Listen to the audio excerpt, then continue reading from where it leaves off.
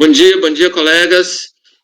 Como eu estava aqui no início, desculpa um pouquinho que eu vou trazer um pouquinho o início, é porque eu estava organizando que agora a gente vai pegar e julgar. Eu tinha encerrado a pauta ontem no item que acho que foi por volta 260, mas a gente tinha transferido os julgamentos da empresa Bourbon Specialty Coffee, que era do item 143 ao 149 e o 150, para a gente fazer hoje, porque hoje tem uma série de outros processos, inclusive processos semelhantes, com sustentações orais. Então, a gente trouxe eles, que era lá do primeiro dia, trouxe para cá para a gente fazer tudo em conjunto, tá?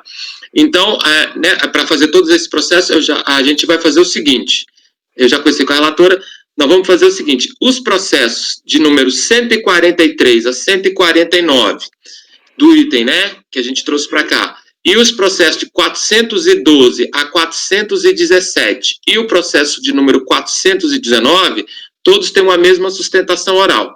Então, nós vamos fazer, em primeiro, esse bloco de processos, né, com relatório, sustentação oral, que ela é única, depois debater. Depois que a gente terminar esse bloco de processos, aí nós vamos fazer o 150, que tem outra sustentação oral, também da mesma empresa, do mesmo contribuinte, e depois o 418, que também é da mesma empresa, que tem outra sustentação oral. Aí nós vamos fazer esses outros dois, tá? Então, por enquanto, só para recapitular, para não ficar dúvida, nós estamos julgando, então agora eu estou apregando para chamar o item do 143 ao 149, do 412 ao 417 e o 419, que são esses que a doutora Stemires vai fazer o relatório agora, ok? E depois nós vamos passar para a sustentação oral desses processos, e retornamos depois da sustentação para a gente iniciar os debates, ok? Bom dia novamente a todos. Doutora Stemires, quando estiver disponível, pode passar o relatório, por favor. Bom dia, senhor presidente, bom dia, colegas conselheiros. Na minha pasta estão todos os processos da Bourbon. Os dois primeiros são itens separados, que são processos referentes a 2010. Eu peço que abram o próximo da lista, 2009-75. Eu vou utilizá-lo como base para o relatório e para o voto, mas os processos eles são iguais. A diferença entre eles são os trimestres de cada um. Senhor presidente, esse processo ele tem origem em pedido de ressarcimento e declarações de compensação da COFINS não cumulativa exportação. Esse contribuinte ele exporta café e na origem ofertada o pedido de ressarcimento e a compensação, a unidade de origem negou as glosas relativas às aquisições de cooperativas e as glosas relativas a empresas que a fiscalização chamou de inidôneas, e também a glosa de créditos presumidos de pessoas físicas, aquisições de pessoas físicas.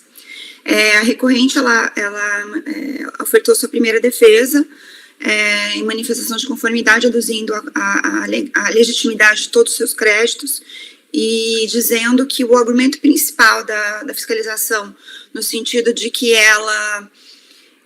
todo o seu café não era industrializado por ela, mas era industrializado por terceiros, esse argumento não é o suficiente para se afastar o direito ao creditamento, tanto no presumido de pessoa física, como em relação aos demais itens glosados.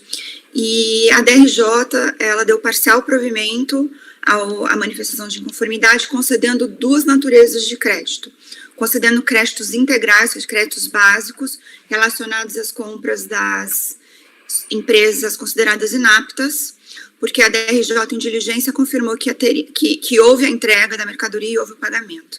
Então, por causa disso, o crédito seria legítimo. A DRJ também concedeu o crédito relacionado às aquisições de cooperativa, também integral. E o que sobra para nós em recurso voluntário, ainda que a recorrente tenha posto em recurso voluntário a defesa dos créditos de cooperativa, o que sobra para nós analisarmos é o crédito relacionado às aquisições de pessoa física, porque, como eu disse, de cooperativa a DRJ já deu, e essa matéria não foi devolvida para nós, porque é um processo de compensação, então essa matéria não está em litígio agora em segunda instância. Então, em síntese, essa controvérsia, senhor presidente. Doutora Stemires, esses processos que já foi dado provimento, eles não estão acima do limite de alçada, não, com recurso de ofício? Não, porque são processos de compensação. É processo de crédito. Não temos nenhum auto de infração.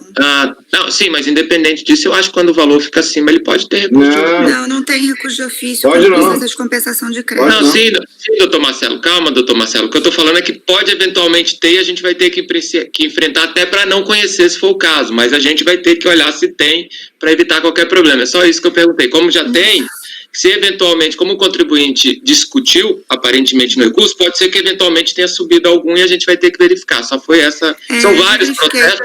São vários. Eu verifiquei todas as decisões da RJ.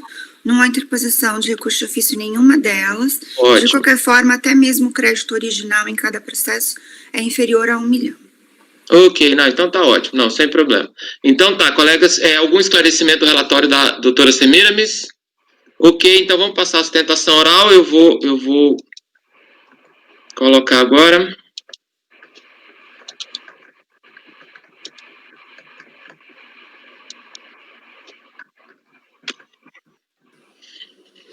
Bom dia, senhores conselheiros, senhora relatora. No presente vídeo, eu vou tratar dos itens da pauta 143 a 149, 412 a 417 e 419. Todos eles têm exatamente o mesmo tema controvertido.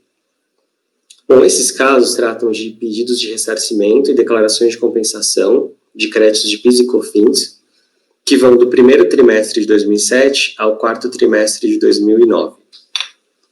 A glosa, que é a hora controvertida, se refere ao crédito presumido da agroindústria em aquisições de pessoa física e cooperativa. O fundamento desse crédito presumido é o artigo 8º, parágrafo 6º da Lei 10.925. Bom, esse artigo 8º, parágrafo 6º, prevê o crédito presumido para o estabelecimento Vamos aguardar um pouco aqui, parece que está meio lento, mas... atividades. Padronização do café. Para vocês não chegou não, né? Desse café e a realização do blend. Presidente, eu estou ouvindo normalmente. No caso concreto, a recorrente você está ouvindo normalmente? sempre expôs no presente feito Estou que ouvindo, não sei se adquire os o outros café de conselheiros pessoas também físicas. Não, estou ouvindo normalmente.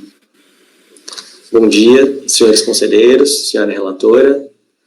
No presente vídeo, eu vou tratar dos itens da pauta 143 a 149, 412 a 417 e 419. Todos eles têm exatamente o mesmo tema controvertido. Bom, esses casos tratam de pedidos de ressarcimento e declarações de compensação de créditos de PIS e COFINS, que vão do primeiro trimestre de 2007 ao quarto trimestre de 2009. A glosa, que é a hora controvertida, se refere ao crédito presumido da agroindústria em aquisições de pessoa física e cooperativa. O fundamento desse crédito presumido é o artigo 8º, parágrafo 6º da Lei 10.925.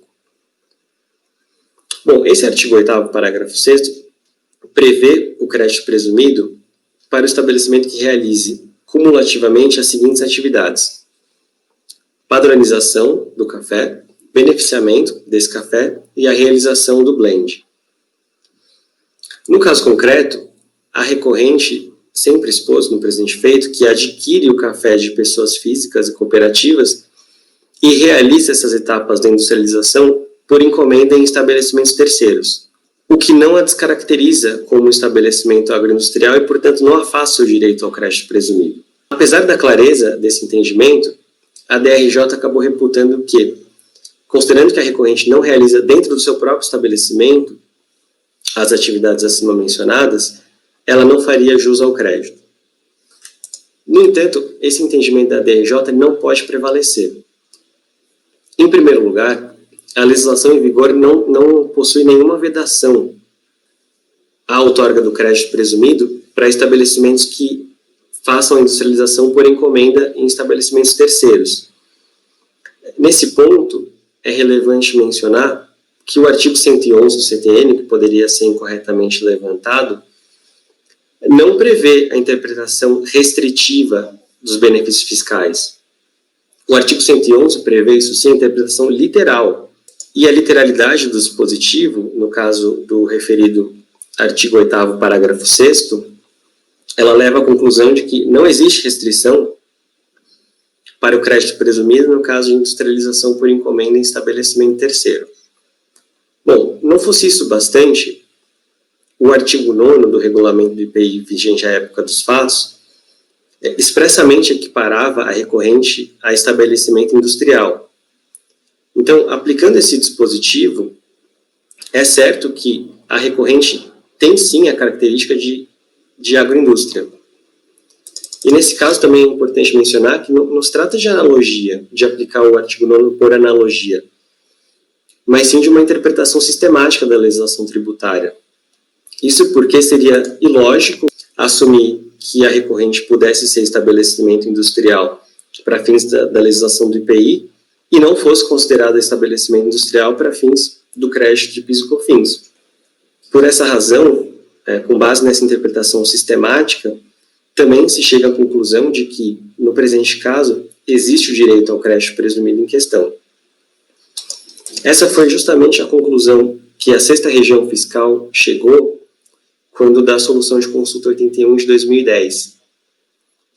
Nessa solução de consulta, a 6ª Região Fiscal analisou o crédito presumido de um estabelecimento cerealista, que também realizava as atividades previstas no artigo 8º por meio de industrialização por encomenda. E analisando esse caso, a 6ª Região Fiscal entendeu justamente que a legislação em vigor não prevê nenhuma limitação em relação ao crédito presumido para os estabelecimentos que realizem industrialização em terceiros. Ou seja, respaldando justamente o argumento já levantado pela recorrente. Então, dessa forma, o que se conclui é que a recorrente faz jus aos créditos presumidos em questão, ainda que realize as atividades mencionadas em estabelecimentos terceiros, por industrialização por encomenda, e, portanto, merece ser reformado o acordo da DRJ, deferidos os pedidos de ressarcimento e homologadas as compensações em tela. Obrigado.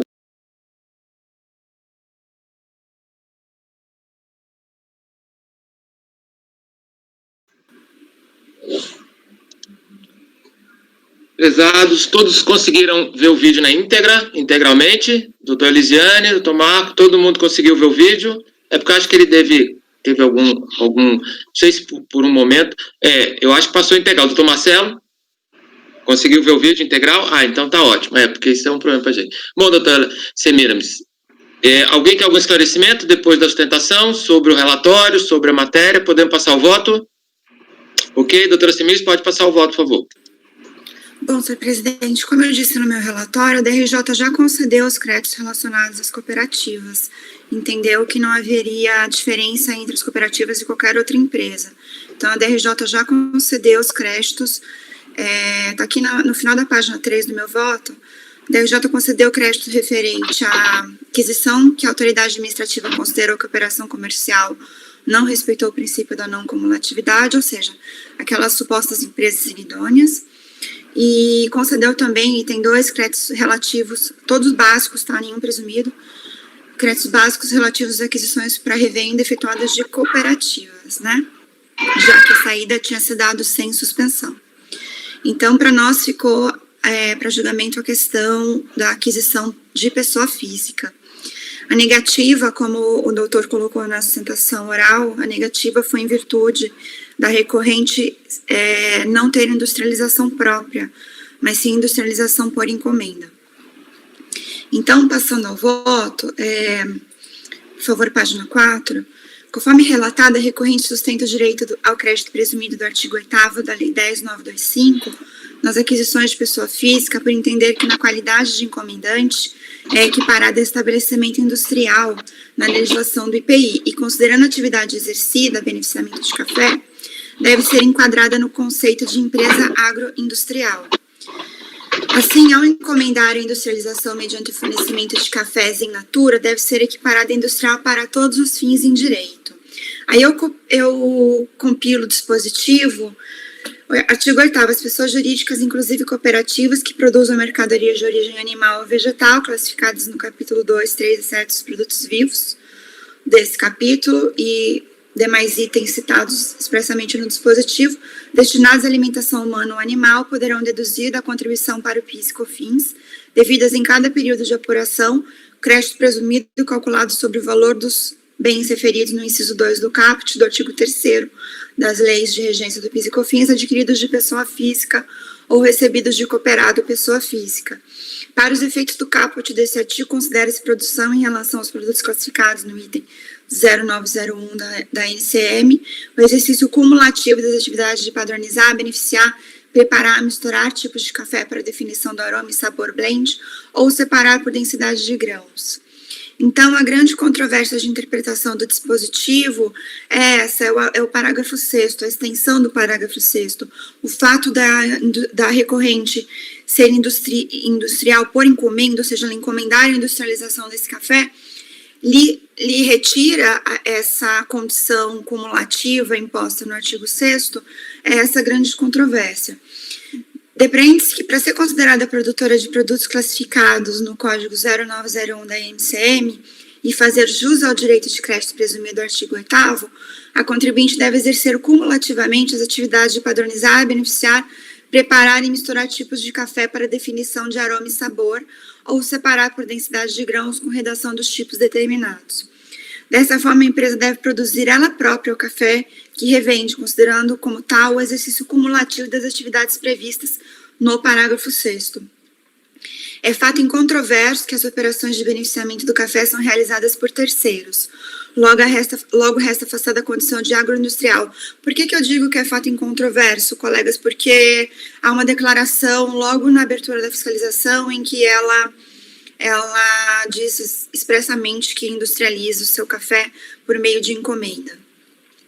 E tem vários precedentes da recorrente no CARF recentes, eu cito alguns aí, da própria recorrente recentes aqui no CARF, um do Jorge Abud, um do Carlos Alberto, de 2020, do Carlos Abud, de 2019, cito o voto do Carlos Alberto, que eu achei bastante interessante. Então, entendi, senhor presidente, que o parágrafo 6º do artigo 8º, ele prescreve requisitos cumulativos, que não foram atendidos pela recorrente. E quanto à única decisão favorável que ela tem nesse processo, que é de 2014, do Francisco José, eu entendo que não nos vincula, né?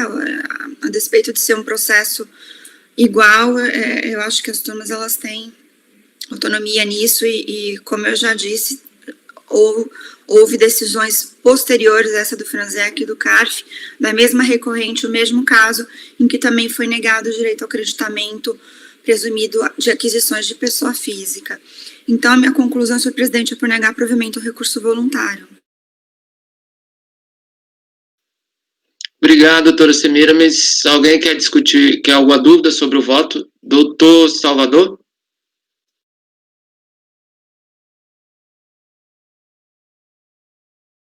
O microfone está desligado, doutor Salvador?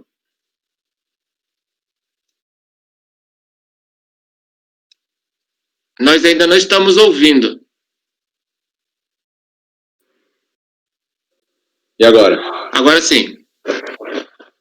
Não sei porquê, eu tive que tirar e colocar de novo. Aquele negócio, né? Informática inexplicável. Eu estou com uma dúvida aqui, sim. E eu acho que eu queria debater com vocês isso.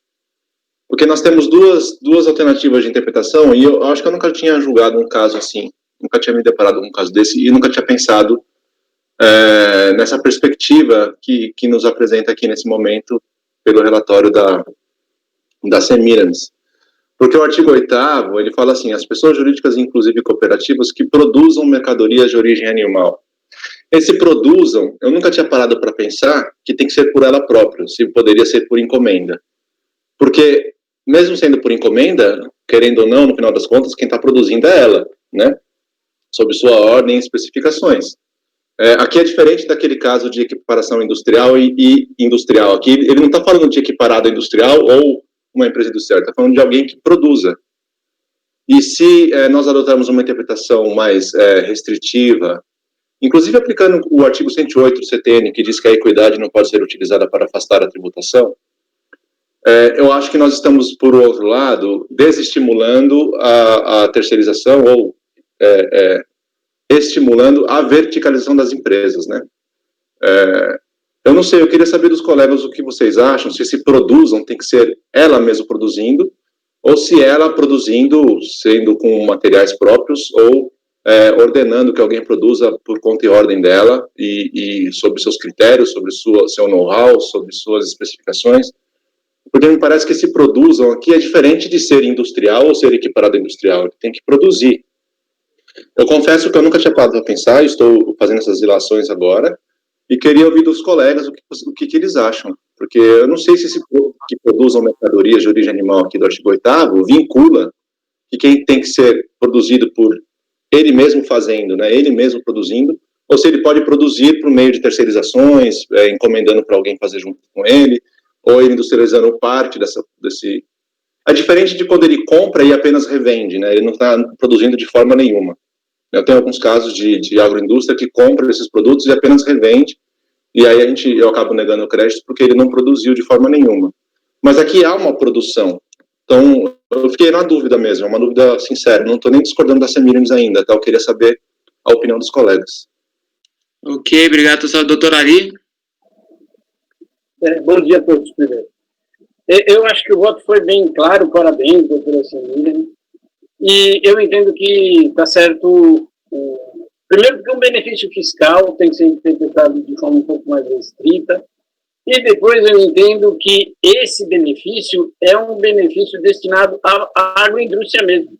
É para incentivar a agroindústria a produzir ela mesma e ela mesma beneficiar, porque senão perderia o sentido, porque se ela terceirizar essa produção, ela mesma não faz muita coisa, quem faz são os outros. Não, na verdade, Ari, eu acho que a finalidade, porque assim, a questão do artigo 11 de ser interpretação literal é a finalidade da norma, né? A finalidade aqui do crédito presumido é o fornecedor de matéria-prima ou de produto de origem agropecuária, né? Ele teve PIS/COFINS nos seus insumos. Então, ele comprou adubo, ele comprou defensivos agrícolas, enfim, e nesses defensivos agrícolas e nesses produtos que ele comprou, a pessoa física comprou para produzir, teve PIS e COFINS. Quando ela vendeu para a agroindústria, não teve PIS e COFINS. Então, qual foi a ideia da lei? Aquele resíduo de PIS e COFINS que ficou lá no passado, se tornar um crédito presumido para quem é o industrial agora produzindo que comprou das pessoas físicas. Senão ninguém ia comprar mais de pessoa física. Né? Então, a ideia não é incentivar o produtor. Na verdade, a ideia é limpar a incidência de PIS e COFINS dos insumos do produtor e pessoa física, que foi o produto que ele vendeu para a agroindústria. Sim, mas eu entendo que se houvesse essa intenção do legislador de beneficiar o fornecedor como encomenda, eu acho que ele deixaria expresso no artigo. Eu acho que como não existe essa abertura, realmente a intenção do legislador foi beneficiar a agroindústria que produz, que beneficia ela mesma o café. Porque senão eu acho que o legislador, senão a letra da lei seria uma letra morta, né? Entendo assim. Marcelo, por favor. Eu acompanho integralmente a doutora Lisiane e doutor Salvador. Semiramis. Doutora Lisiane, isso é o meu coração que fala mais alto, sabe, Lisiane? É o meu coração que fala mais alto. Você vê como é que o amor sai nessas horas, né? São as peripécias do amor. Então, olha só, eu acompanho a doutora Semiramis. Agora, vamos ver aqui uma coisa. Ele está adquirindo de pessoa física. E se ele está adquirindo de pessoa física e ganha crédito presumido, você não está limpando o PIS e COFINS da etapa anterior, porque a pessoa física não paga PIS e COFINS. Tá certo? Então, na verdade, é um incentivo. É um incentivo, entendeu? E esse é o primeiro ponto. Eu não tenho dúvida de que é para desonerar a cadeia, e aí eu estou com o senhor, doutor Salvador. É para desonerar a cadeia. Mas o problema, aqui, a gente teria que desenhar essa cadeia para entender muito bem qual é o espírito, né? E desonerar em que fase. O grande ponto aqui é o seguinte, quando ele fala produzam mercadorias, né, todos esses institutos estão amplamente bem definidos na nossa legislação tributária, entendeu? o que é produção própria, o que é produção por encomenda. E eu acho que aqui não nos cabe, principalmente se tratando, e aí estou com o doutor Ari, principalmente se tratando de benefício fiscal, a gente conferir uma interpretação mais elástica, entendeu? A gente tem que ir para uma interpretação restritiva. Então tem que ser produção própria mesmo. Não, o que eu quis dizer aqui do pessoa física, ela não paga ela não tem incidência de PIS/COFINS nas suas vendas, mas ela teve PIS/COFINS nos seus insumos, nas compras, né? E é essa a ideia do crédito presumido aqui, Marcelo. Mas geralmente não tem. O produtor pessoa física não tem. O produtor pessoa física, ele é até para beneficiar aqueles pequenos produtores rurais, entendeu? Ele não tem nem esse tipo de sofisticação, mas sinceramente é possível até que eles pratiquem preços, né, muito compatíveis com os de mercado, que eventualmente podem estar onerados pelo PIS/COFINS. Por isso que eu estou te dizendo, é muito difícil aqui a gente identificar. Com certeza é para desonerar a cadeia, o senhor tem razão. Eu só não sei exatamente como é que isso foi. Isso foi programado. Na exposição de motivos ele fala que é para desonerar os insumos que foram tributados da pessoa física. Mas o grande essa foi a ideia. O grande problema é que quais insumos foram esses onerados pelo PIS/COFINS? Não, isso não tem como a gente saber. Esse é o problema, entendeu? Isso é crédito presumido, né? Então, esse tipo de incentivo é muito complicado da gente conseguir identificar. A gente precisa abrir a cadeia toda dele, né? Abrir a cadeia toda dele para identificar. Ia ficar muito casuístico, não dá para fazer isso. Exatamente. Isso aqui é para dar uma desoneração no preço final, entendeu? O café é uma commodity, é um produto cujo preço final é regulado pelas bolsas internacionais, e o governo, no final das contas, quer que esse preço final fique compatível com o mercado. É para desonerar a cadeia como um todo. É muito difícil identificar onde tem isso. Sim. Mas eu, na verdade, o meu posicionamento aqui é muito mais pela interpretação. Eu acho que a interpretação do próprio dispositivo. Porque quando fala produzam, não, obrigado, eu queria mais debater mesmo. Eu não estou defendendo nenhum ponto de vista, porque quando falam produzam, não me fez remeter necessariamente que quem está produzindo é quem comprou esses materiais da pessoa física, né? Porque senão toda a filosofia, ou toda a estruturação do sistema tributário que pretende desverticalizar, né, desincentivar a criação de monopólios ou de pessoas que vão eliminando vários terceiros, vários pequenos produtores ou pequenos industriais e passar a internalizar dentro de sua empresa toda a produção, toda essa filosofia ou essa premissa do sistema tributário acaba indo por terra, porque aqui nós estaríamos estimulando essa verticalização, né? Foi só esse receio que eu fiquei aqui. Mas eu não tenho uma posição formada sobre isso, eu estou apenas refletindo, e eu li aqui o voto da Semílias e o do Carlos Alberto, e também eu peguei aqui o do Jorge Abud. Eu não sei porque o do Jorge Abud foi por voto de paridade, eu não sei qual foi o ponto de divergência deles lá. Mas aqui pelo voto do Carlos Alberto ficou bem claro qual que é o posicionamento. Eu acho que é um posicionamento muito possível na interpretação, como bem disse a Semílias e bem disse o Marcelo. E eu encerro por aqui minhas ilações.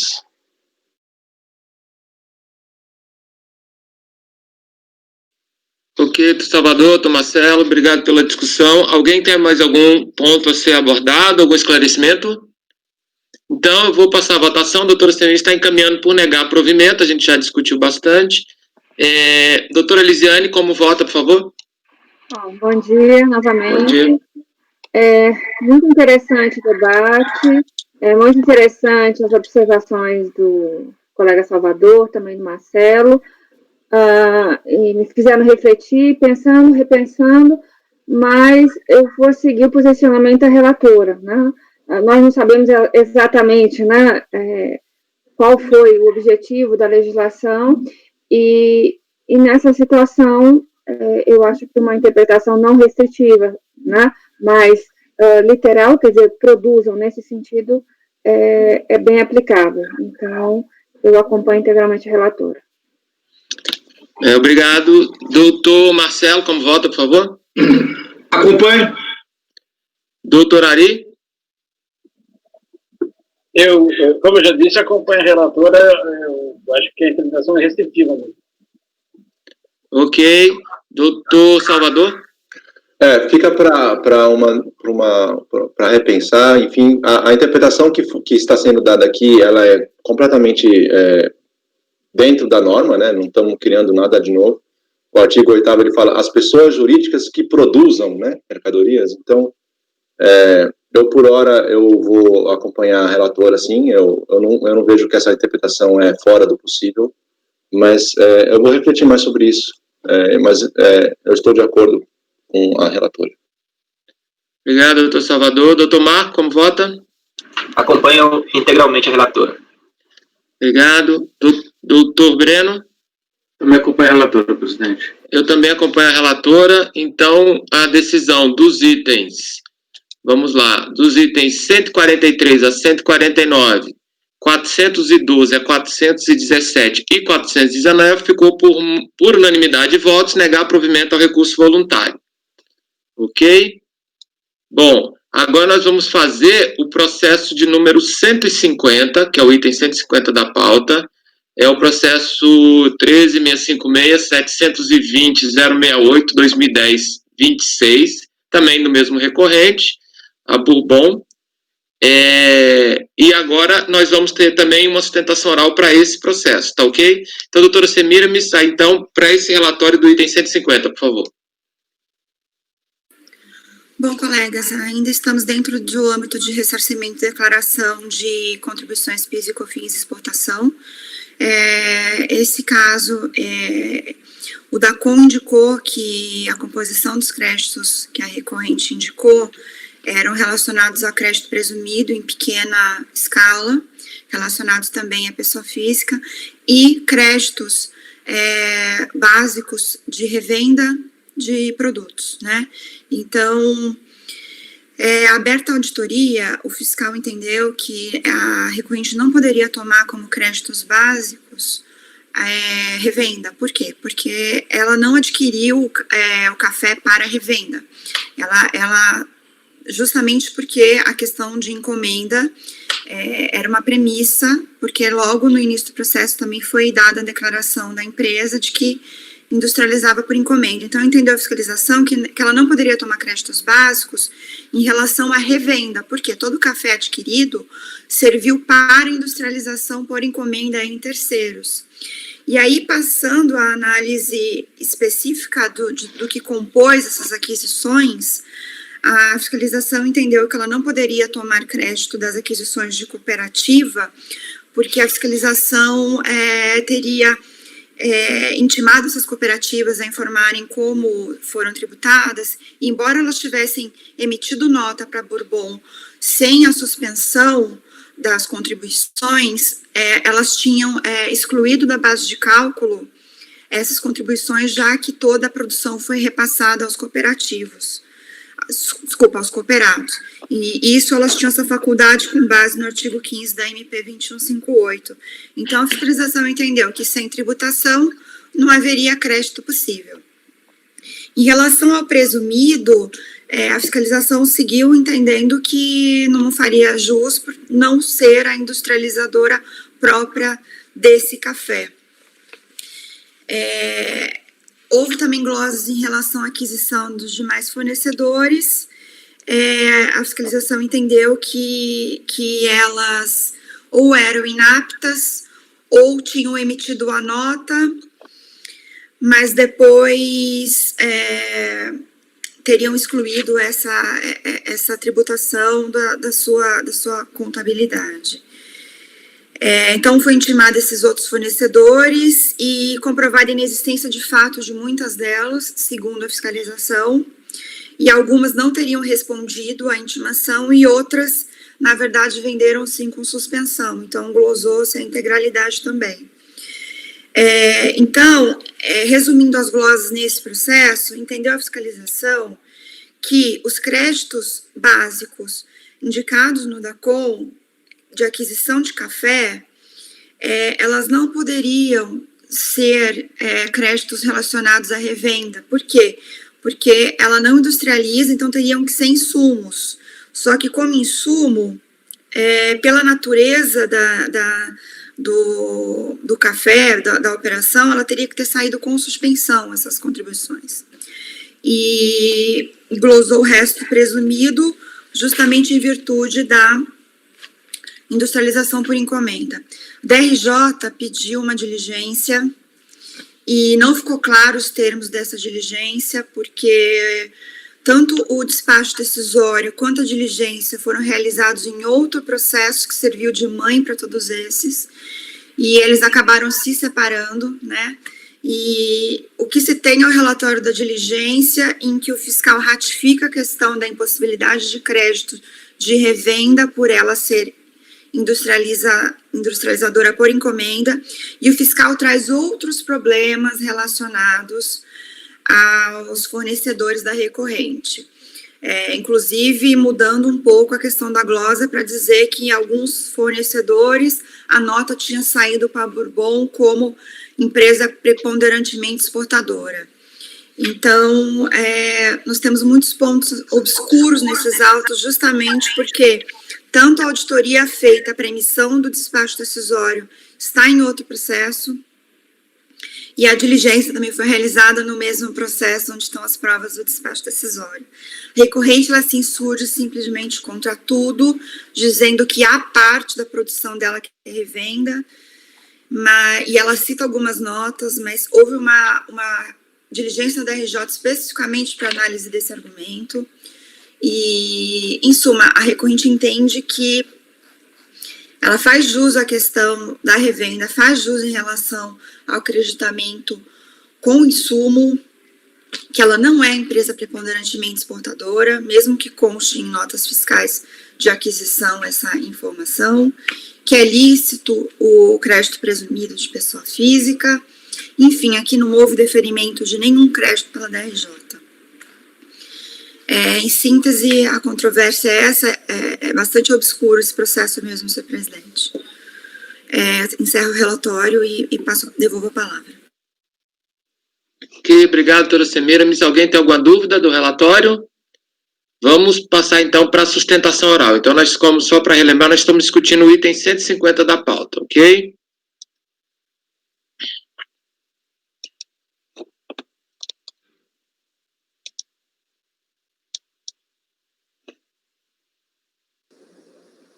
Bom dia, senhores conselheiros, senhora relatora. O caso trata de pedido de ressarcimento e declarações de compensação de COFINS relativo ao primeiro trimestre de 2010. Basicamente, existem 3 glosas em discussão no presente caso.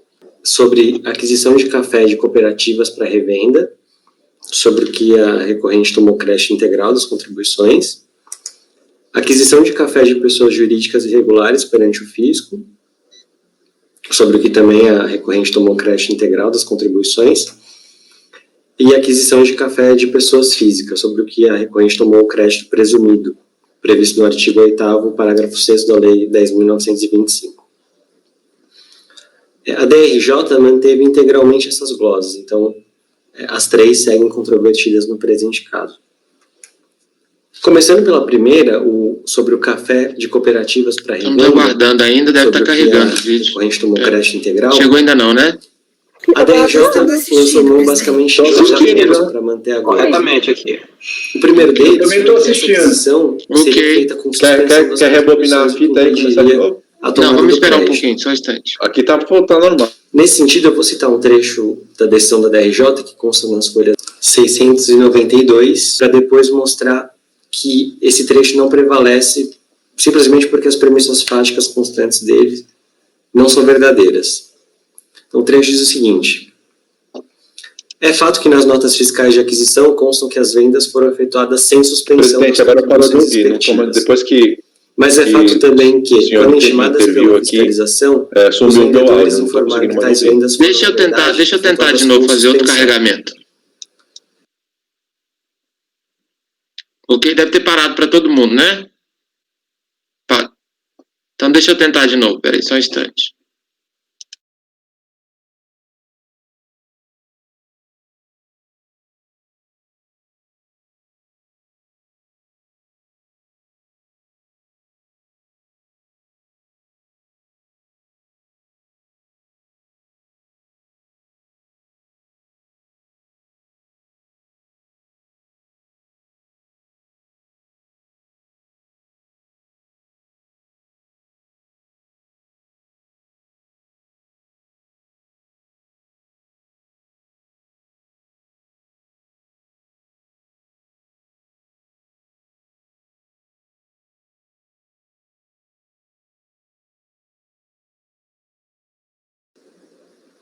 Bom dia, senhores conselheiros, senhora relatora.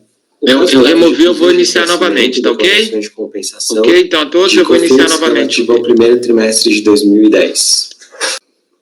Basicamente, existem 3 glosas em discussão no presente caso.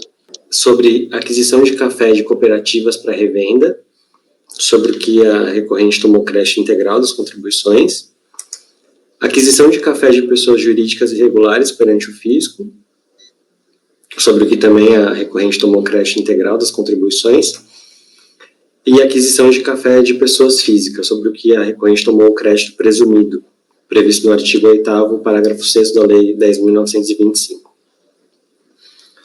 A DRJ manteve integralmente essas glosas, então as 3 seguem controvertidas no presente caso.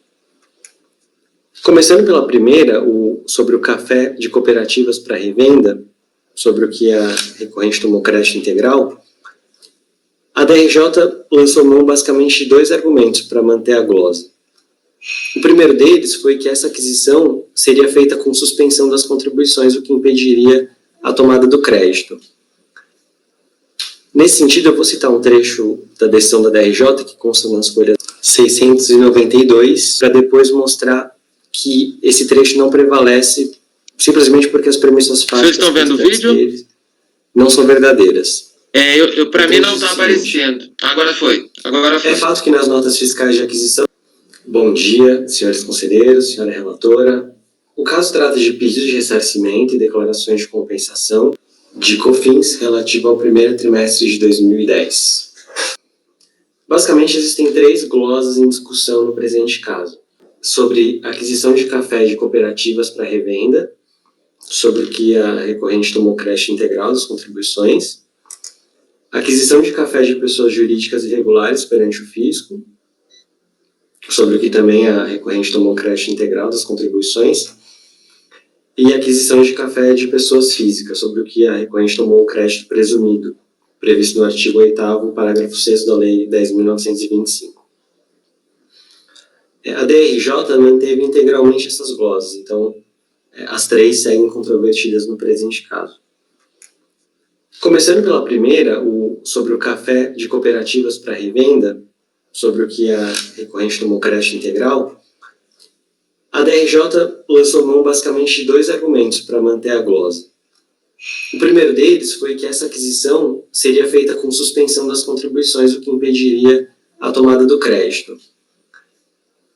Nesse sentido, eu vou citar um trecho da decisão da DRJ, que consta nas folhas 692, para depois mostrar que esse trecho não prevalece simplesmente porque as premissas fáticas constantes dele não são verdadeiras.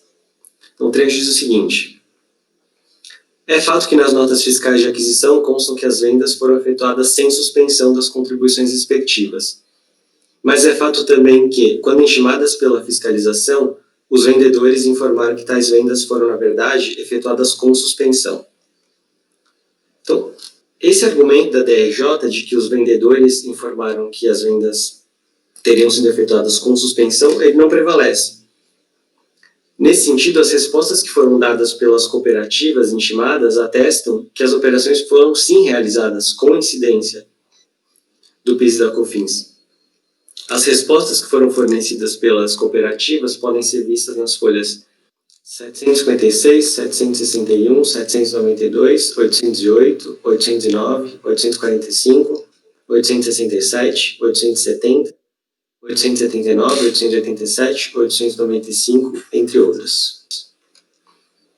Dessa forma, esse primeiro argumento de que a operação foi realizada com suspensão já não prevalece. O segundo argumento da DRJ sobre essas aquisições das cooperativas seria de que a operação seria de aquisição de insumos e não de café para revenda, o que também impediria essa tomada do crédito integral. Então, o trecho que eu posso citar da DRJ sobre esse tema é o seguinte: considerando que a empresa industrializava todo o café adquirido por meio de terceiros, e o fato da constatação do erro na emissão de notas fiscais de venda por parte de todos os fornecedores, fica comprovado que não foram efetuadas aquisições para revenda. Isso também está nas folhas 692. No entanto, essa premissa também não é verdadeira, porque as notas fiscais juntadas ao processo dão conta de que as aquisições das cooperativas eram de café beneficiado. Isso pode ser visto as folhas 785, 786, 851, 859, 863, 865 e outras. Então, esse segundo fundamento da DRJ, de que a aquisição do café era de insumo, também não prevalece. Nesse primeiro tópico, portanto, as provas constantes dos autos, nas folhas que eu já citei, rechaçam integralmente os dois argumentos da DRJ para a glosa das aquisições de café de cooperativas. Então, passando para a segunda glosa sobre as aquisições de cafés de pessoas jurídicas irregulares perante o fisco, a DRJ entendeu que essa situação de irregularidade dos fornecedores impossibilitaria a tomada de crédito das contribuições. No entanto, a recorrente comprovou no presente processo a efetividade das operações. Isso foi feito tanto pela juntada das notas fiscais como a juntada dos respectivos comprovantes de pagamento, como pode ser visto nas folhas 194 e seguintes. Além disso, uma parte dos fornecedores reputados como irregulares continuavam a data da apresentação da manifestação de conformidade com a situação cadastral habilitada no sistema Sintegra. Isso pode ser visto nas folhas 575, 577, entre outras.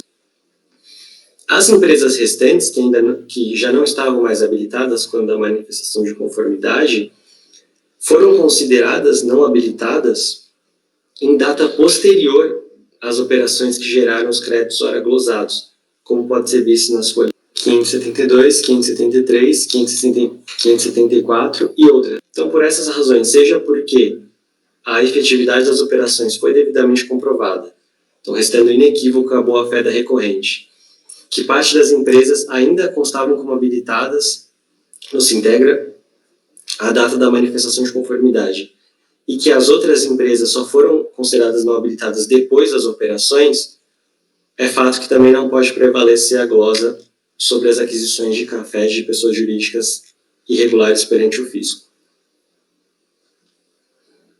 Sobre a terceira glosa da aquisição de cafés de pessoas físicas, sobre as quais a recorrente tomou o crédito presumido do artigo 8º da Lei 10.925, a DRJ entendeu que o fato de a recorrente realizar a parte da industrialização por encomenda em estabelecimentos terceiros descaracterizaria a sua qualidade de agroindústria e, portanto, prejudicaria a tomada do referido crédito presumido. No entanto, essa industrialização por encomenda não descaracteriza a recorrente como agroindústria. A recorrente é uma empresa agroindustrial por equiparação realizada pelo artigo 9º do Regulamento de IPI vigente à época, que deve ser aplicado ao presente caso por uma interpretação sistemática da legislação tributária. Além disso, não se vislumbra na legislação nenhuma vedação ao crédito presumido nas hipóteses em que o estabelecimento realize industrialização por encomenda, sendo que não cabe ao intérprete realizar esse tipo de restrição que não consta da literalidade do dispositivo.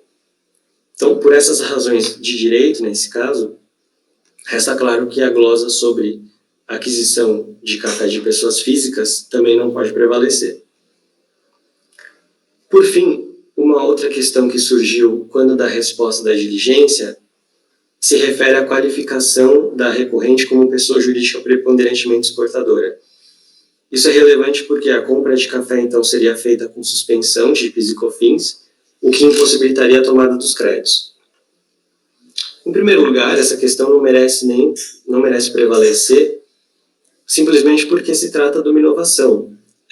Esse ponto não foi vislumbrado quando do despacho decisório, e assim não caberia, em sede de relatório de diligência, levantar esse empecilho ao crédito. Se não fosse isso bastante, há requisitos previstos na legislação para que uma empresa seja qualificada como preponderantemente exportadora. Esses requisitos constam da IN 595 de 2005. que prevê, por exemplo, a prévia habilitação mediante requerimento à autoridade fiscal, a habilitação concedida por meio de ato declaratório executivo e a informação do número do ato declaratório executivo na nota fiscal. Nenhum desses requisitos existe no presente caso, até porque a recorrente jamais pleiteou a habilitação no regime que seria aplicável às empresas preponderantemente exportadoras. Então, esse argumento ele também não pode prevalecer, razão pela qual se conclui que todas as glosas no presente caso merecem ser revertidas, reformando-se o acórdão da DRJ, deferindo-se os pedidos de ressarcimento e homologando-se as compensações em tela. Obrigado.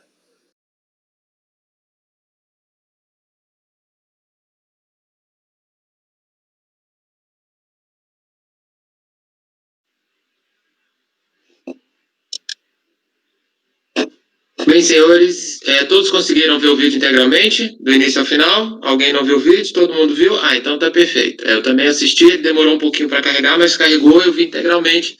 9 minutos, ponto 9 segundos era o tempo dele.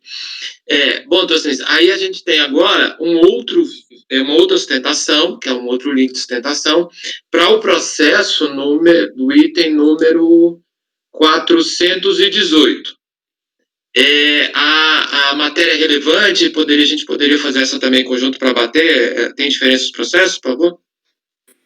Senhor presidente, tal como nós julgamos aquele bloco de processos do ano de 2009, que eram matérias idênticas, esses dois processos, 150 e o outro, eles também têm o mesmo pano de fundo, porque foram oriundos de uma mesma diligência para a emissão de um mesmo despacho decisório e também foram objeto de uma mesma diligência da RJ.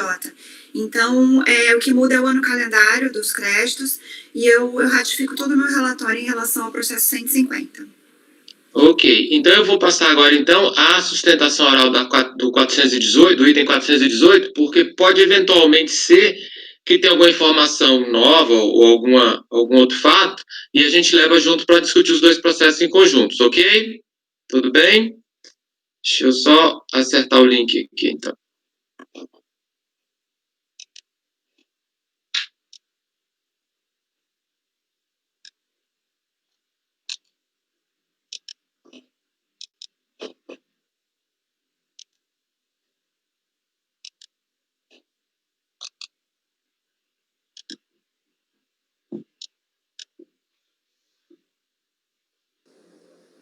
Bom dia, senhores conselheiros, senhora relatora.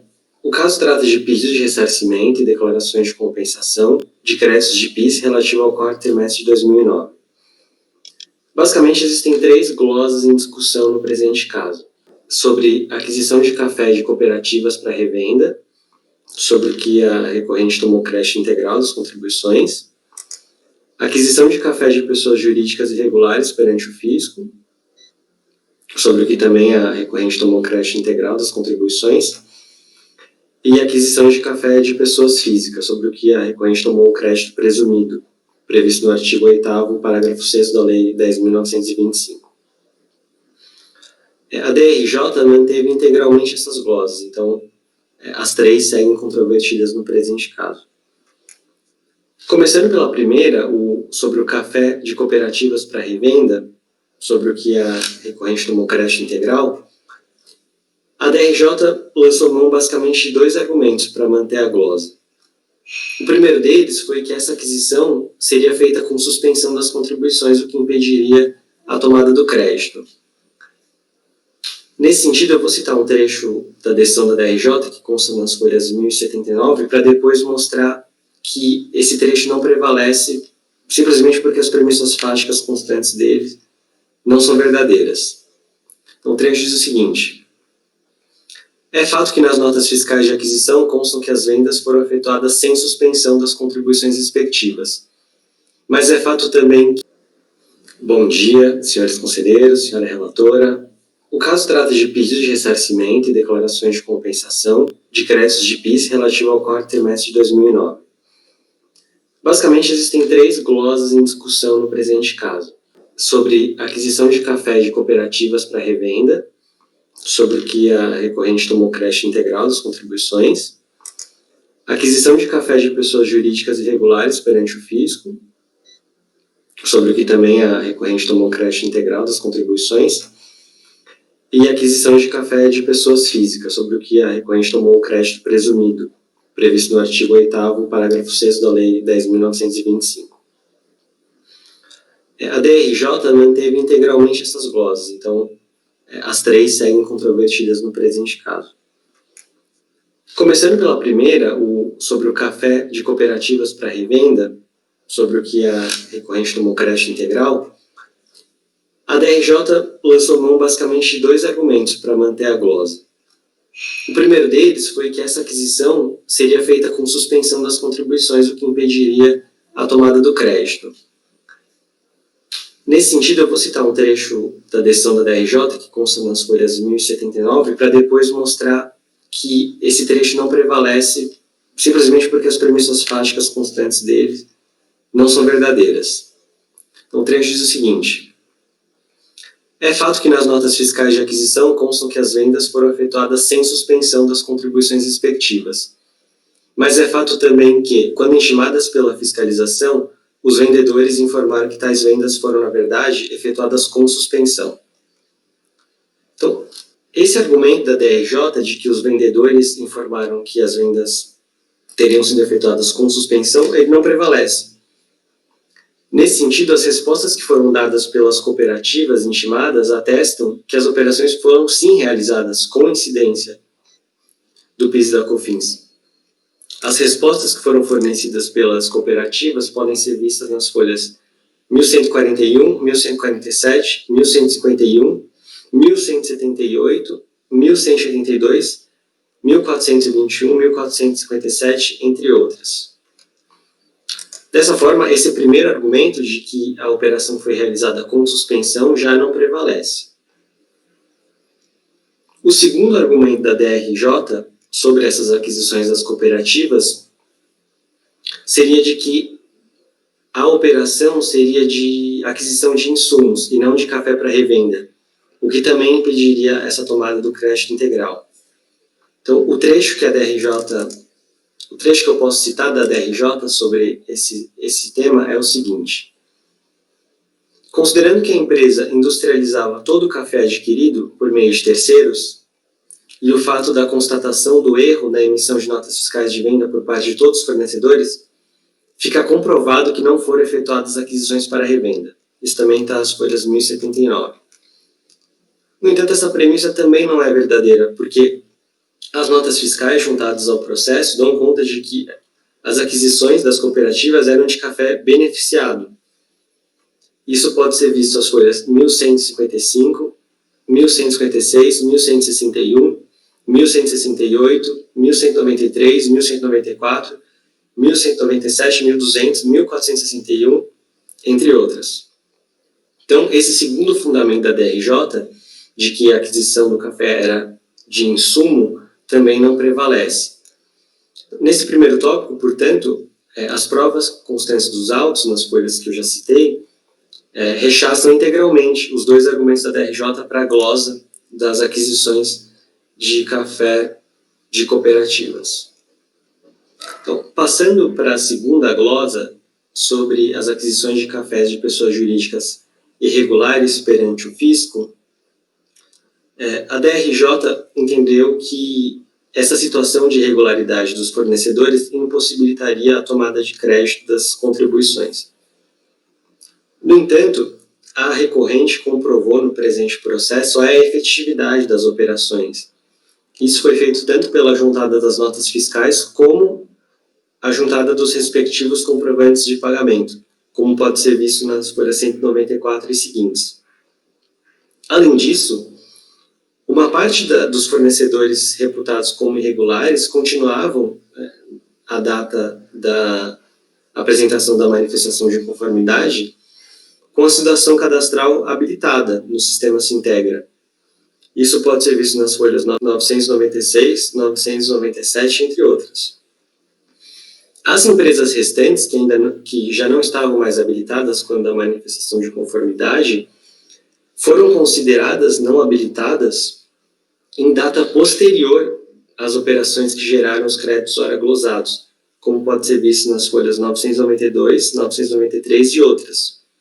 Então, por essas razões, seja porque a efetividade das operações foi devidamente comprovada, então restando inequívoca a boa-fé da recorrente, que parte das empresas ainda constavam como habilitadas no Sintegra à data da manifestação de conformidade, e que as outras empresas só foram consideradas não habilitadas depois das operações, é fato que também não pode prevalecer a glosa sobre as aquisições de cafés de pessoas jurídicas irregulares perante o fisco.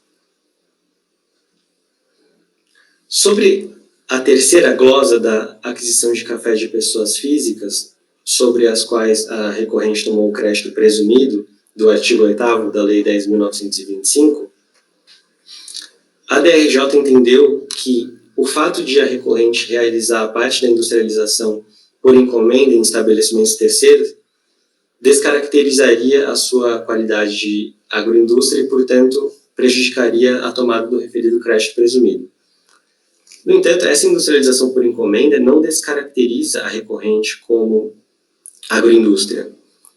A recorrente é uma empresa agroindustrial por equiparação realizada pelo artigo 9º do regulamento de IPI vigente à época, que deve ser aplicado ao presente caso por uma interpretação sistemática da legislação tributária. Além disso, não se vislumbra na legislação nenhuma vedação ao crédito presumido nas hipóteses em que o estabelecimento realiza industrialização por encomenda, sendo que não cabe ao intérprete realizar esse tipo de restrição que não consta da literalidade do dispositivo. Então, por essas razões de direito, nesse caso, resta claro que a glosa sobre aquisição de café de pessoas físicas também não pode prevalecer. Por fim, uma outra questão que surgiu quando da resposta da diligência se refere à qualificação da recorrente como pessoa jurídica preponderantemente exportadora. Isso é relevante porque a compra de café, então, seria feita com suspensão de PIS e COFINS, o que impossibilitaria a tomada dos créditos.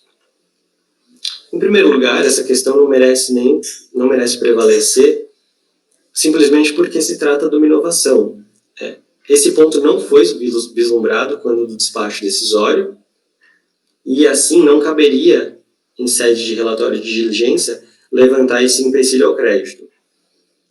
Se não fosse isso bastante, há requisitos previstos na legislação para que uma empresa seja qualificada como preponderantemente exportadora.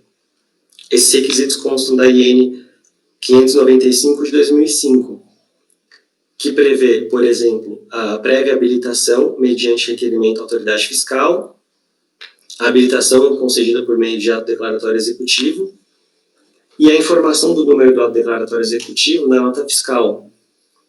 Nenhum desses requisitos existe no presente caso, até porque a recorrente jamais pleiteou a habilitação no regime que seria aplicável às empresas preponderantemente exportadoras. Então, esse argumento ele também não pode prevalecer, razão pela qual se conclui que todas as glosas no presente caso merecem ser revertidas, reformando-se o acórdão da DRJ, deferindo-se os pedidos de ressarcimento e homologando-se as compensações em tela. Obrigado.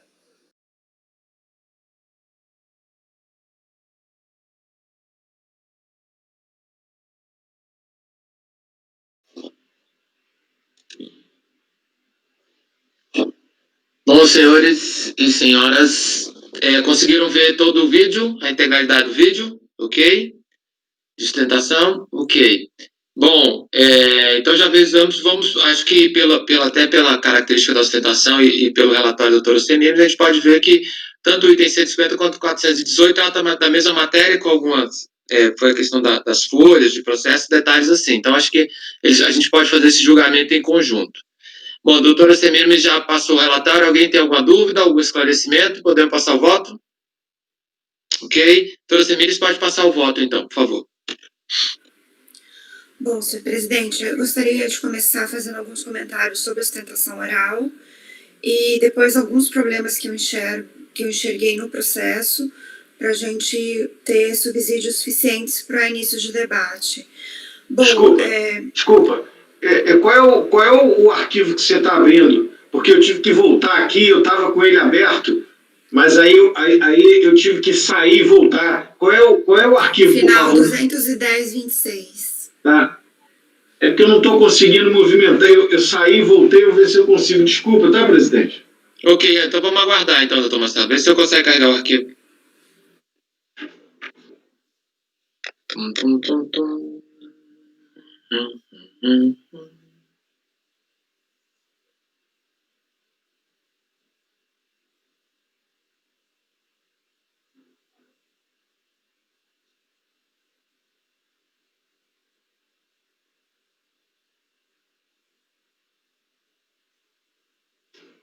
Consegui. Presidente, doutora Semira, me desculpe aí a interrupção. Isso não é um problema. Doutora Semires? Bom, então, como o doutor falou na sustentação, as glosas foram de 3 origens. Aquisição de café de cooperadas para revenda, aquisição de café por pessoas jurídicas irregulares e aquisição de café de pessoa física, onde foi tomado o crédito presumido. Em relação ao crédito de café de pessoa física, crédito presumido, o encaminhamento que eu dei no voto foi semelhante aos processos que nós tratamos no bloco anterior. A questão aqui que me parece muito obscura é a seguinte: é um processo de compensação. Na origem, o contribuinte Endacom indicou que os créditos que ele tomou tinham sido de café para revenda. E só uma pequena parte do café com lucro, desculpa, café adquirido que deu crédito presumido. Então, veja que a maior parte da glosa ela se refere ao item do DACOM, que foi a compra para revenda. Só que como a fiscalização sempre trabalhou com a premissa de que essa empresa industrializa por encomenda, ela de plano já afastou o creditamento com base no inciso 1 das leis de regência, aquisição para revenda, né? E aí, a própria fiscalização na origem passou a entender que houve, então, um erro de escrituração, que, na verdade, esse café não era adquirido para revenda, esse café era insumo enviado para as industrializadoras por encomenda. Então, assim, não é verdade que a DRJ encaminhou para o entendimento de insumo. O próprio despacho decisório encaminhou para o entendimento de insumo, já que entendeu por afastar da premissa de que era para revenda, né? Então, esse é um primeiro ponto. E por que o despacho decisório não concedeu crédito em relação a insumo? Porque as diligências feitas em despacho decisório mostraram que não tinha havido recolhimento. E mesmo que não negou a fiscalização que as notas tenham saído com tributação. Porque um dos argumentos da recorrente para a manutenção desse crédito, e justamente as páginas indicadas, são as notas com tributação cheia, mas a fiscalização não negou essas notas com tributação cheia. O que a fiscalização sustentou no despacho decisório é que essas saídas, quando intimadas às pessoas jurídicas, algumas não responderam, algumas eram inaptas, outras excluíram da sua base de cálculo esse valor com supedâneo no artigo 15 da MP 2158, ou seja, se eu puder resumir a grosso modo, a fiscalização sustentou que não daria direito ao crédito porque não houve recolhimento, né? Não houve recolhimento e deveria ter sido consignado, sim, a saída com suspensão. Qual que é o problema número 1 em relação a isso? Essa auditoria feita não consta dos autos porque foi feita no processo mãe deles, eles estavam todos correndo juntos e infelizmente se separaram. Então, toda essa prova coletada pela fiscalização que gerou o relato do despacho decisório não está nesses autos. Então, todas essas páginas que o contribuinte se referiu na citação oral e também no recurso voluntário são páginas de notas que ela própria juntou em recurso, em manifestação de inconformidade, mas veja que o relato da auditoria, as provas correspondentes, mais uma vez, não estão nesses autos. Então, isso para mim é um problema número 1. Mas, por outro lado, a recorrente não se insurgiu contra esse fato. Ela seguiu defendendo o direito, anexando as notas que ela entendia como corretas, mas ela também não pediu a nulidade de todo esse procedimento.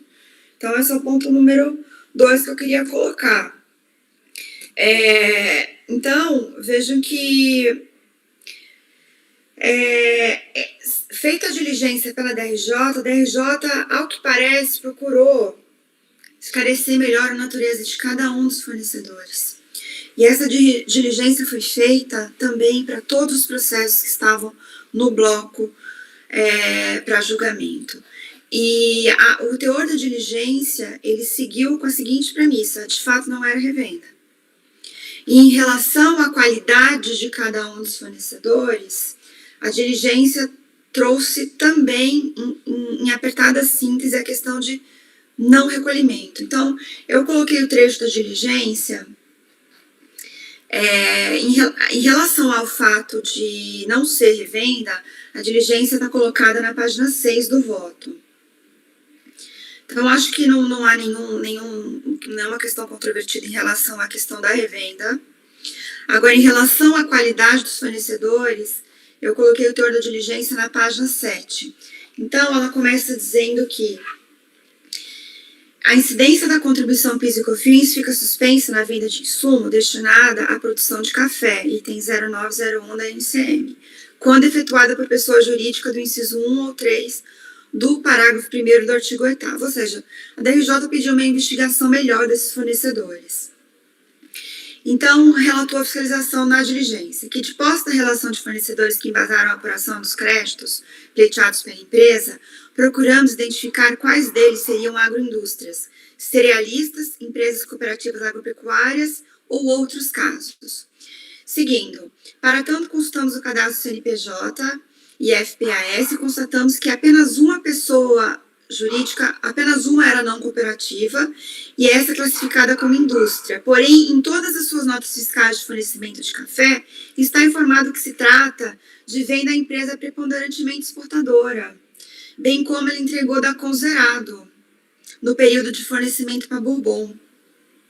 No intuito de atender à solicitação da DRJ, levantamos informações sobre KNAI e FPAS para que possamos classificar os fornecedores da tabela 2. Fornecedores dos produtos da linha 16A e 16A.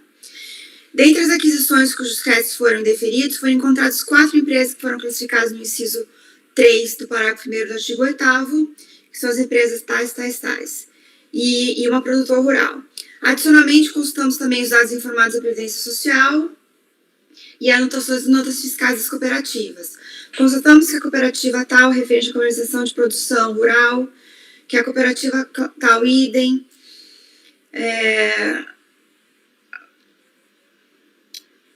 conclusão de que o comércio atacadista comercializou café beneficiado, ou seja, todas as cooperativas se enquadram no inciso 3, parágrafo 1º do artigo 8º, venda com suspensão, uma vez que forneceram produtos agropecuários à empresa que se intitulou como agroindústria. Conforme já explicitado anteriormente, a venda de insumo destinado à produção de café, quando efetuada por pessoa jurídica ou cooperativa agropecuária, fica suspensa da incidência de PIS e COFINS.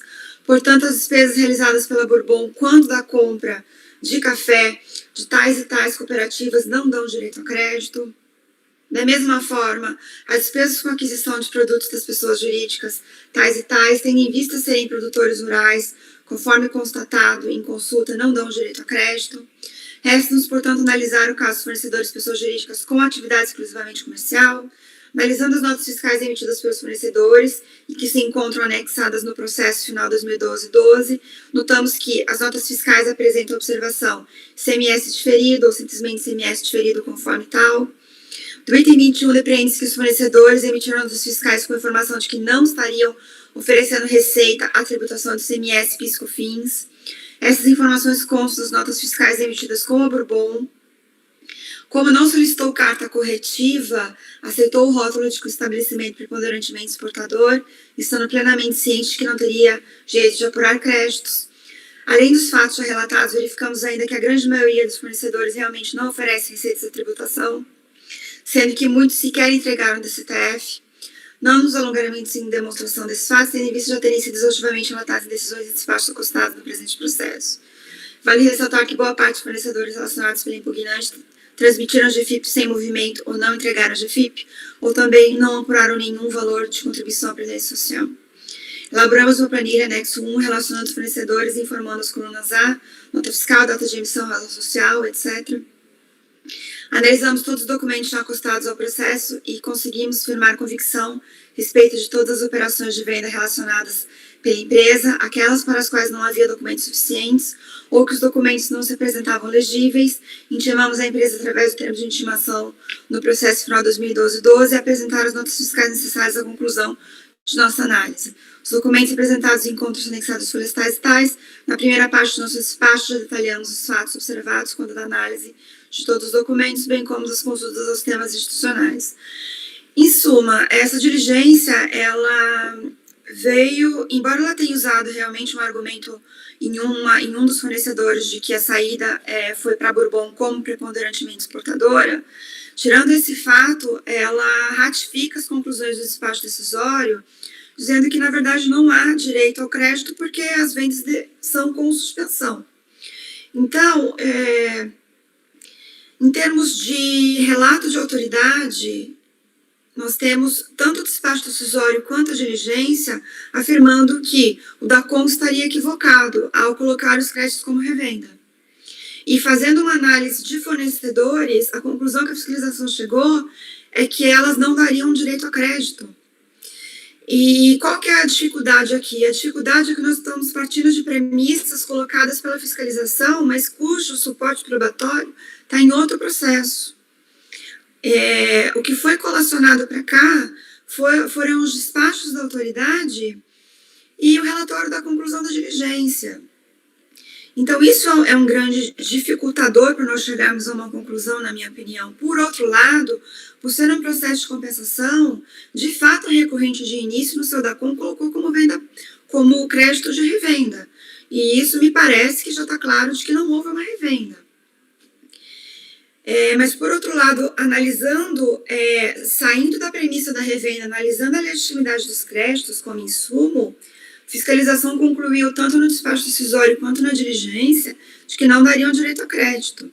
Então, por um lado, nós não temos o inconformismo da recorrente em relação à falta do suporte probatório às conclusões da fiscalização. Há uma insurgência da recorrente natural, considerando que ela se defendeu de todos os processos como um todo, inclusive daquele onde estão acostadas as provas colacionadas pela fiscalização. Então, eu acho que um primeiro ponto para ser debatido pela turma, então, é esse. A gente pode sair da premissa original, que foi a oferta do DACOM, colocando os créditos integrais como revenda. Saindo dessa premissa, é possível aceitar essa negativa de crédito com base nos relatos da fiscalização, sem o suporte probatório integral que está em outro processo? Ainda que a recorrente não tenha alegado a nulidade desse procedimento? Segundo ponto, é possível a gente analisar os créditos em si, já que a premissa primeira foi afastada, que foi a revenda? Então, esses fatos, senhor presidente, eles ainda me geram dúvida. Mas, já passando o encaminhamento que eu dei no voto, em relação à aquisição de pessoa física, crédito presumido, eu afastei, por entender que ela não cumpre todas as etapas listadas no parágrafo 6º, tal como nós já analisamos no bloco anterior de processo. Em relação aos outros créditos, eu entendo como não comprovados, adotando tanto o despacho decisório quanto o relatório de diligência, né? E por ser um pedido de compensação, adotando essas premissas do despacho decisório e do relatório da diligência, os créditos não estariam comprovados. E também a premissa master inicial, que não foram adquiridos para revenda. Então, a minha conclusão foi por negar provimento. Mas eu anuncio o meu voto por negar provimento, salientando dos problemas desses autos que eu já comecei relatando aos senhores. Ok, doutor Semir, muito obrigado. Colegas, alguém quer alguma manifestação, algum esclarecimento sobre o voto? Doutor Salvador, tem alguma posição? Eu só cocei a cabeça, não estava levantando a mão, não. Mas, pelo que eu entendi da Semiramis, o despacho decisório, ele pautou a decisão no argumento de que ele não era um revendedor. Ele comprava esses produtos das empresas, e aí assim, independentemente se essas empresas, agora no primeiro momento, se elas declararam os tributos e se elas pagaram os tributos. A questão é saber se haveria incidência ou não do tributo nesta operação.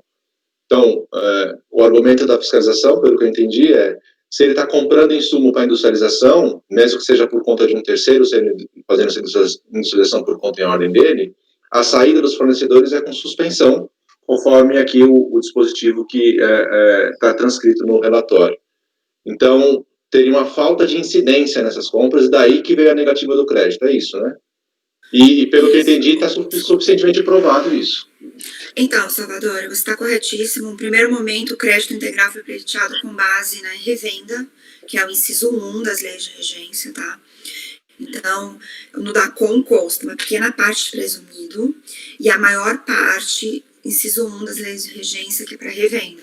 Isso já, no despacho decisório, foi desqualificada essa revenda justamente por ela ser industrializadora por encomenda.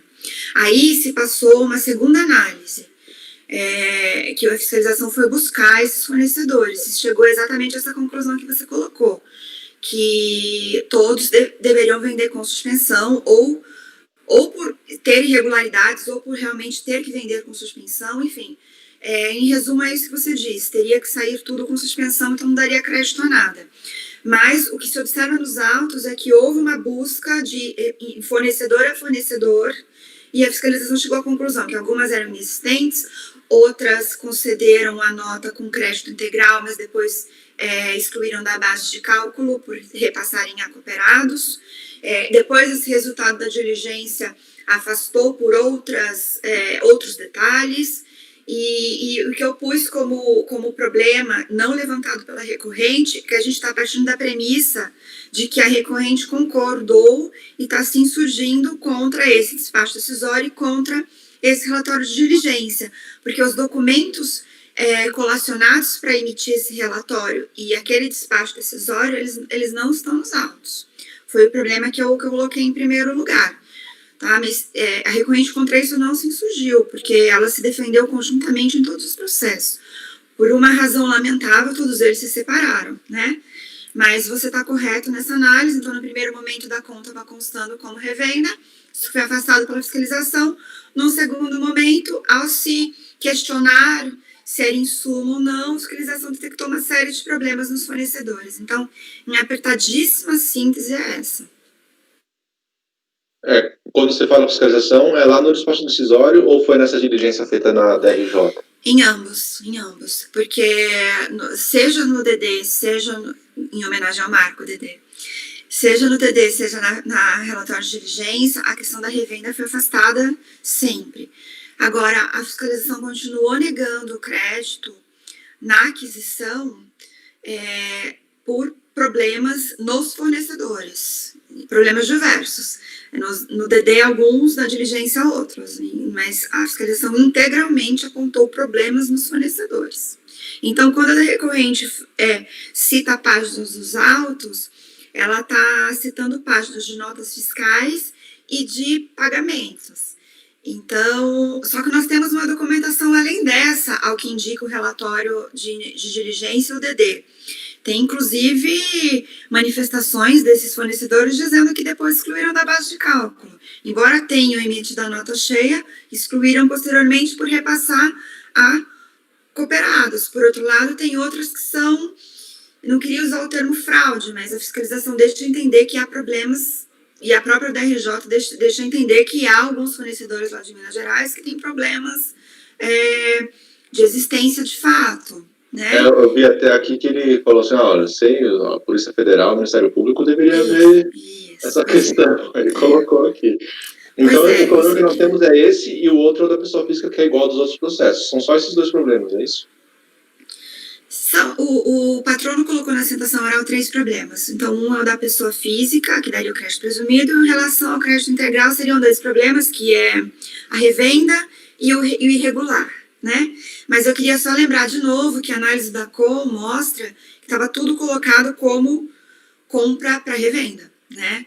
Depois a recorrente vem dizendo que parte ela não revendia, né? Mas tudo estava escriturado no DACOM como revenda. Então, é muito complicado, porque ao mesmo tempo que é um processo de compensação, que todo o esforço deveria ter vindo à recorrente, por outro lado, você também teve a fiscalização que caminhou no sentido de desqualificar a escrituração no DACOM, sem que as provas correspondentes estejam aqui, porque partiu-se da premissa de que um processo-mãe englobou essas provas, e aqui foi apenas compilado tanto o despacho decisório quanto o relatório de diligência. Mas, por outro lado, como eu também já disse, a recorrente não se surgiu contra isso não estar nesses autos, porque ela considerou como um todo. Então, ela juntou as notas que ela achou que deveria juntar para provar que ela pagou efetivamente aqueles valores. Mas, enfim, a premissa maior da fiscalização é que as aquisições elas não gerariam crédito. Você está falando da questão suspensão. Você está falando essa questão dos documentos por mais uma questão de convencimento do seu julgamento, né? Porque não me parece que tenha havido um cerceamento de defesa, porque o contribuinte se defendeu de tudo, ele teve acesso a tudo. Eu estou colocando para deixá-los com o maior número possível de informações para embasamento da tomada de posição de cada um, tá? Mas isso não foi realmente levantado pela recorrente, não houve cerceamento de defesa, porque ela se defendeu de todos os processos de 2010 como um todo, né? Eu levantei essa questão porque eu sei que os senhores dirigentes, como são, gostariam de olhar às vezes, determinados documentos, e já de antemão eu digo que eles não estão nos autos. Então, eu levantei por causa dessa questão. E também porque a gente tem um ônus da prova bastante estranho nesse processo, porque a gente fala, uma compensação, o contribuinte deveria ter comprovado os créditos em relação ao que ele escriturou no DACOM, que seria revenda. Só que, por outro lado, se abriu uma auditoria para mostrar que não era revenda, mas que também não poderia ser insumo, né? Aí, no momento que a fiscalização auditou esses créditos, mostrando que eles não podem nem sequer ser insumos, aí aonde está o ônus da prova? Eu entendo que a fiscalização trouxe para ela, né? Então, é por essas razões todas que eu estou relatando todos esses fatos, ainda que não tenham sido levantados pelo contribuinte, tá? Porque esse caso realmente me deixou com muitas dúvidas. Muitas dúvidas. Agora, a premissa básica, não sei se seria muito simplista, tá? Negar por ela. Está escriturado no DACOM revenda, não é revenda. Eu não sei se caberia toda essa discussão que foi feita na DRJ, com a diligência, de olhar fornecedor a fornecedor, né? De saída, não é revenda, né? Então, é por isso que eu disse aos senhores que esse processo me deixou com muitas dúvidas, porque a gente segue a premissa básica posta pelo próprio contribuinte. Me parece que ele não teve êxito em dizer que a parte comprovada, qual era o montante que não teria sido revenda. Me parece que ele não foi bem sucedido nessa parte. Por outro lado, a análise dos fornecedores foi por conta e risco da fiscalização, e a fiscalização compilou e fez várias diligências em cada um dos fornecedores para concluir que nenhum deles era possível a tomada de crédito. Enfim, são todas essas nuances. Realmente, eu acho esses dois processos bastante Eu acho que está muito estranhos. bem pontuado. Está muito bem pontuado por você, o cenário está bem claro. Ok, senhores. Lisiane, algum esclarecimento a mais? Podemos colocar em votação? Ok? Bom, a doutora Semir está encaminhando, a gente está julgando em conjunto, só para relembrar o processo de número 150 e o de 418, do item 418, da empresa Bourbon. A doutora Semir encaminhou por negar provimento ao recurso voluntário, nos dois processos, né? Doutora Lisiane, como vota, por favor? Bom, o trabalho do doutora Semir está muito bem feito, o relatório e os votos estão muito bons, mas o que eu pude sentir é que realmente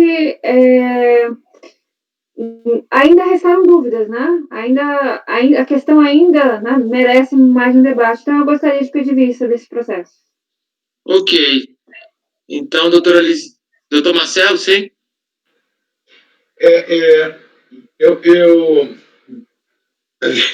Na verdade, quando o senhor iniciou a votação, eu estava aqui com um problema aqui para clicar antes do senhor iniciar a votação. É o seguinte, eu me alio à preocupação da doutora Semira eu tenho um processo, eu acho que está aqui até nessa pauta mesmo, e eu até tive a oportunidade de trocar uma ideia, acho que até foi com o doutor Ari, a questão da autonomia dos processos. Às vezes a gente julga 300 processos ao mesmo tempo, e nós fazemos o mesmo esforço, um esforço semelhante ao esforço feito pelo patrono. Ele defende todos ao mesmo tempo e a gente julga todos ao mesmo tempo, e às vezes a gente esquece que eles são autônomos. O problema é que o patrono, na hora de embargar, ele lembra que eles são autônomos, entendeu? E aí o que acontece? A gente começa a movimentar a máquina do Estado um monte de vezes, né, para resolver o processo. Então, eu particularmente, que no caso que eu tive, eu estou convertendo em diligência e pedindo os documentos para que ele seja instruído e a gente evite movimentar a máquina do Estado para embargos desnecessários. Então, eu até como a doutora, eu achei que o voto está muito bom, entendeu? Agora até chamaria atenção para a doutora Lisiane, né, para esse ponto, porque eu talvez eu devêssemos a seguir um pouco da recomendação da doutora Semiramis e instruir o processo, né, completamente, para a gente evitar, até pelo princípio da celeridade, para a gente evitar que lá na frente retornem para a pauta 300 processos aqui, né, desnecessariamente. Era isso. Porque a gente sente que é uma fragilidade, não, o contribuinte não alegou, né, não há cessamento de defesa, mas há uma dificuldade realmente de ter segurança nessa decisão. Colegas, queria colocar 2 pontos, já que saiu em vista. Muito obrigada, doutora Elisiane. Eu acho que esse processo realmente merece uma reflexão. Até fico feliz com o seu pedido de vista. Eu queria colocar 2 pontos até para todos analisarem. Primeiro, o processo onde essas provas estão já foi julgado, foi dado provimento integral ao contribuinte e já está na unidade de origem. Então, assim, nós não temos nem como pedir aqui no CARF, nada, né? Foi julgado em 2014, já retornou para a origem. Estão lá as provas, né? E, mais uma vez, naqueles autos foi dado provimento integral ao contribuinte. Por outro lado, como eu entendo que quando a fiscalização abriu a desqualificação de revenda e começou a analisar insumo, ela traiu o ônus da prova para ela. Então, uma outra possibilidade não é como eu fiz, talvez, para dar um certo encaminhamento, que eu sou obrigada a trazer um encaminhamento agora, mas o encaminhamento que eu dei é como o contribuinte não alegou cessamento de defesa e se defendeu e não partiu da premissa de que as provas não estão aqui, eu acolhi os resultados de todas as diligências. Mas uma outra possibilidade possível é justamente entender que não há prova da desqualificação daquilo que o contribuinte fez lá atrás.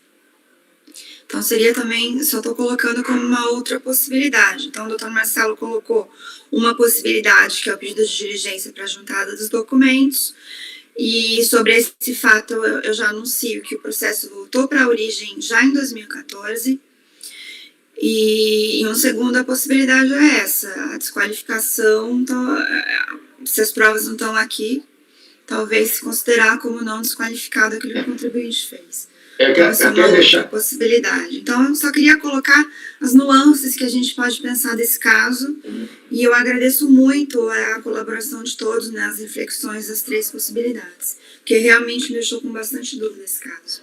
Eu não tenho dúvida em relação ao café pessoa física. Mesmo o processo que já voltou para a origem tendo concedido, Francisco José concedeu em relação à pessoa física, respeito à opinião. Então, em relação à aquisição de pessoa física, eu não tenho dúvidas. Em relação ao restante, justamente por essa série de análises de fornecedor a fornecedor, que nós temos só o relato, não temos as respostas dos fornecedores, é isso que me deixou mais na dúvida. Mas, de novo, o contribuinte se defendeu de tudo, porque, à época, todos os processos estavam juntos.